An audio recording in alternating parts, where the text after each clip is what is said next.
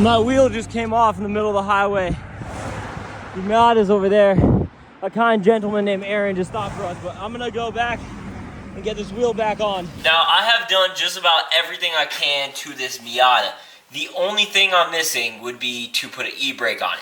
You guys saw the last video, we tried to drift this thing. That's it.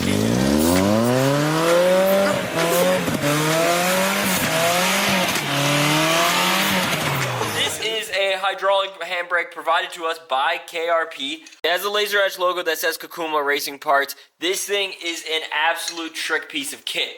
I've already ordered all the things to be able to add an additional rear brake line. So today I'm going to be installing this hydraulic e-brake in my Miata. Now, just like everything with this car, I want to do it tastefully. So I want to go in and come up with a strategy that I can make sure I'm not invading or having to cut anything on my interior. I do actually have to be pretty strategic in my approach.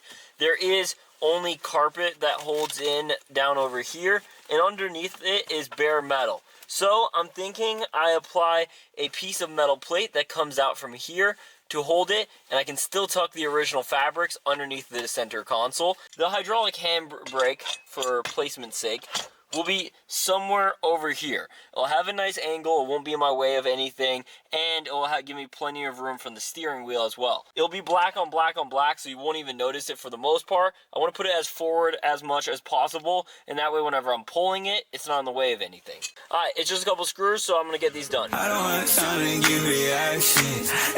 Yeah, okay, I'm pretty sure there's 4 different bolts that hold down the rubber housing around the actual shifter. Now, what I'm going to do is I'm going to grab a piece of metal plate, see how much of it I'm actually going to need to be able to fit.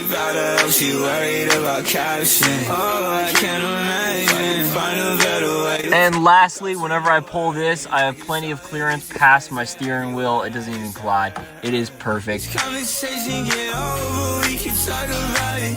to be using the Flying Miata brake kit that's going to be adding the additional caliper. And this is going to be the Willwood ceramic brake calipers. These are going to be super nice.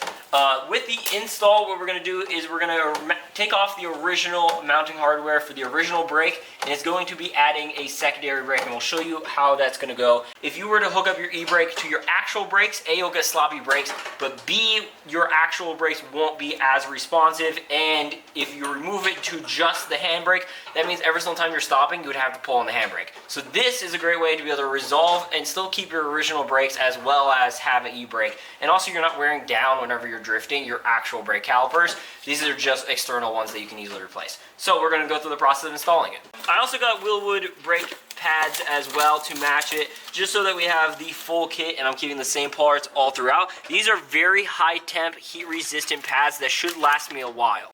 The cool part about this platform, the reason why I'm actually going to be putting this onto the car, the Miata is like the easiest car to A, drift, B, parts. Realistically, this car isn't going to be the best drift car. It doesn't have power steering yet, and on top of that, it's not going to be a drift car. It's a beautiful car, but I want to be able to make it as capable a street car as possible. I want to be able to take it out, and if we're filming a video, pull an e-brake occasionally. So this is mostly just to make this car as much like a capable street car as possible. I have better lighting in here, but that's fine for now because the lights are right high. I can't see anyway. So we took it out of the car because it's going to be a little bit easier to do it this way. The metal is machined literally to fit it perfectly. You can't be off with it at all. Alright. We also want to make sure it's tight but not too tight. There's a lot to... Yeah, but I can just heat it up. Now that we got that on, just took a little bit to align it because it is literally a flush piece of metal and we're not trying to damage or bend anything. We're just going to screw this on. I'm going to actually pull the bolt out because I actually think that looks more finished than the silver hardware. Installing the bolts into the bracket are going to be a little bit harder than it was before. The issue is that these two are easy to get to, but the two underneath this will be a lot harder to get to. So we'll still be able to do it. It's just not going to be the easiest thing in the world. This might not look like much, but this is going to be the bracket. I'm going to start attaching this with the master cylinder on, or the reservoir cylinder on the back of it. We'll get the bolts into it and we'll start holding it down once and for all, doing a final mount. After much time and effort, I was able to get the e-brake fully mounted. Ignore the clutter, this is all stuff I've been working on. I welded up and added a back bracing to this, so we're going to do this install back onto here one final time and then put it back into the Miata, and we should be good to go from here on out. My destroyed brake lines for my standalone e-brake just came in. So what we're going to do is we're going to grab the longest one, this one right here, and we're going to start routing it through where the e-brake went on originally to the car, so I don't have to drill any new holes. And then we'll get each one of these plumbed to the correct brake caliper. So I was looking at my center console, and the previous owner, whatever kind of connector this is, they cut this off. But they also cut off the red indicator light that goes right here. And now there's like a little tray piece that folds in. You see it down there. It's like a little piece that hangs into here. But I need a way to be able to mount this line through the base. So what I'm going to do is I'm going to wire this through that little red light that doesn't work. All that's it really is held in with is like this like gum-like sticky goo material. So what we're going to do is we're going to pull this red light out that is not attached to anything. We're going to run my line through that hole that already exists. So once again, anything I am doing, I can undo, and it's not going to be intrusive.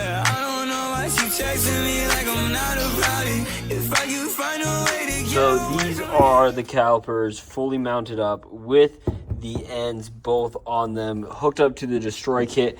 Now all we got to do is put both of these ends into a T and then run it up to the front of the hydro brake.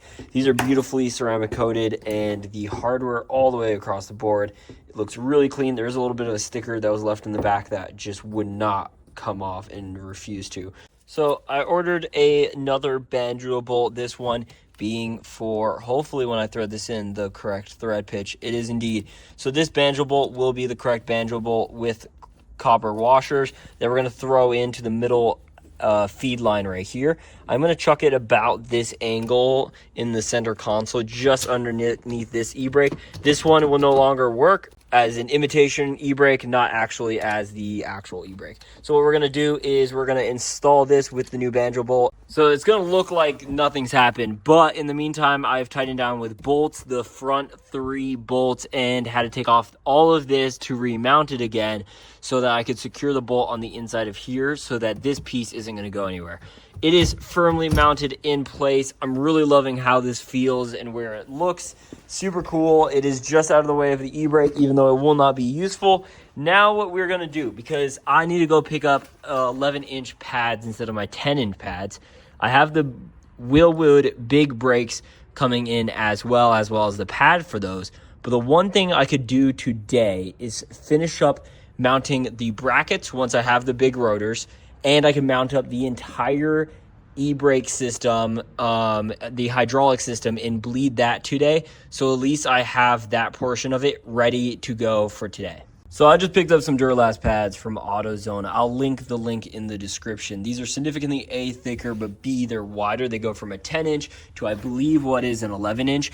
These pads are absolutely necessary for this big brake, the big calipers. Once we do get them in, they all require and are formulated around this size. So we are upgrading the size of the brake rotor. The impressive part about this entire kit is even though we're adding on this second caliper, pad, and everything else, the weight of it's going to be the same as the original stock system. This is going to be the exact same weight, but this is going to allow us to have significantly more braking power and consistency while braking. I'm going to be doing .3 fluid and pretty streetable pads for the large caliper, but I'm going to be going to .4 and more of an aggressive pad for the actual drift brake, the second smaller calipers that we have down here.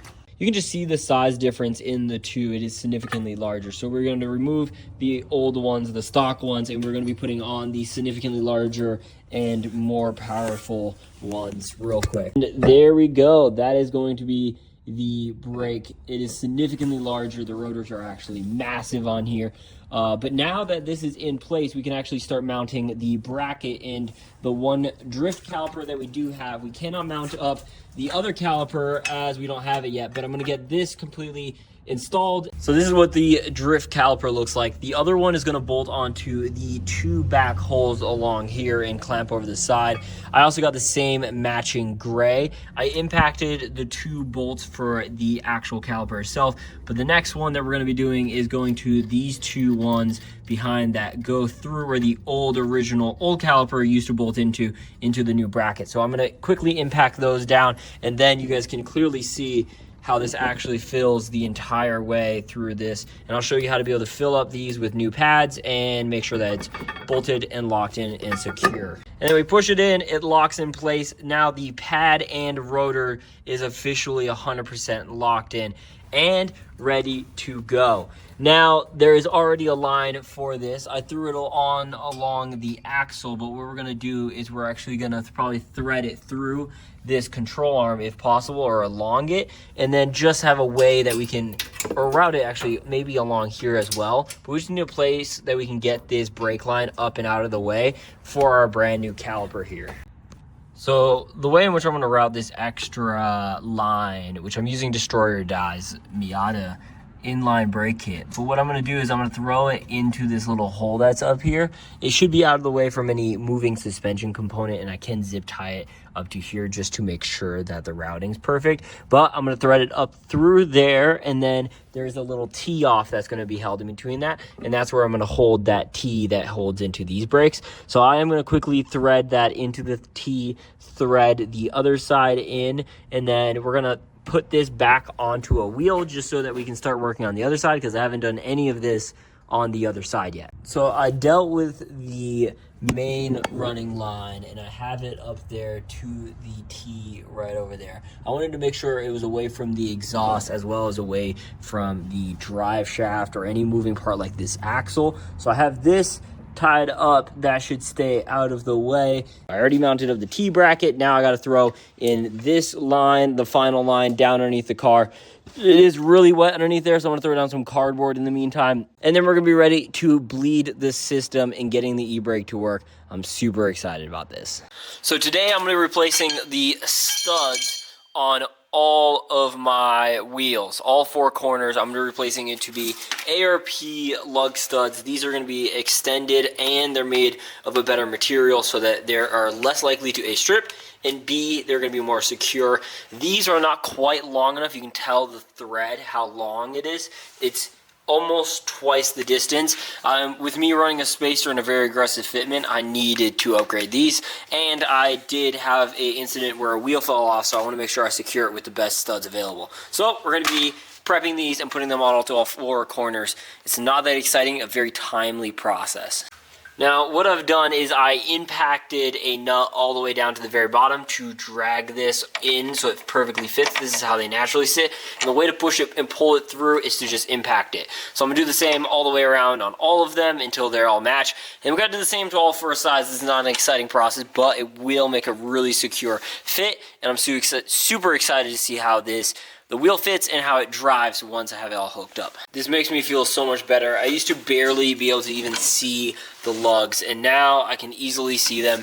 It's gonna be a breeze putting on my new lug nuts. I'm gonna throw them on real quick, and I'm sure I'll even tighten up even more and just bring it a little bit more forward. So these are super cool and looks incredible. It's going to make me feel so much more peace of mind when I'm driving this car. It is official. I have the dual brake calipers in the rear for my hydro. Super beautiful finish. They're just slightly darker than the actual face. We also upgraded the rotor to the 11-inch 2000 rotor.